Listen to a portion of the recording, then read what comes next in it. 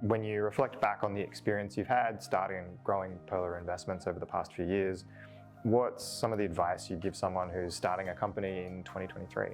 Yeah, so the usual advice that I'll give people who are starting a company is sometimes when you're early stage, you can't make everything happen all at once. Particularly in certain markets, there's that kind of trope that's like, if you're not all in on your startup, then you're not really a startup, you're just kind of like half caring. What I'd say is like your aim in a startup is to work as hard as is healthily possible and also practically possible. So for us in the early days, for instance, it took us nearly 2 years to get off the ground because as a fintech,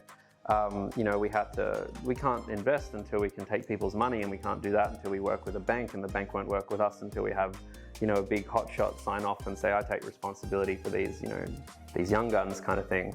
And that just took time, and I used that time to try and work part-time to keep paying the rent and saving money whilst that was happening. And if I just went full on, there was nothing productive we could have done to speed that up, and I probably just would have been stressed and burned out. So I think just having that balanced approach that if you can't do too much, it's okay to take it slow, but then when things ramp up, treat it seriously, because there's a lot of other startups I know, and you might have seen where, someone's always trying to keep their senior role at Deloitte too long, and then, or some other company, and then suddenly their startup doesn't have that energy it needs to keep growing.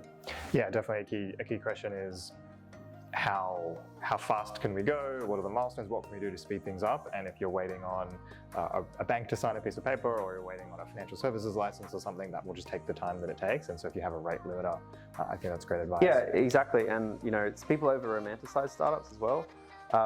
Cash is a killer. I was very lucky that my two co-founders, one was independently wealthy because they were older, the other one came from a wealthier family than myself. If I didn't have those two participants and I had two people like myself from a much less well-off background, there's no way I think today we would be here, because people think, oh, it's just hard work that gets you there, but it's much more complicated than that. So being careful over romanticizing things, I think, is important.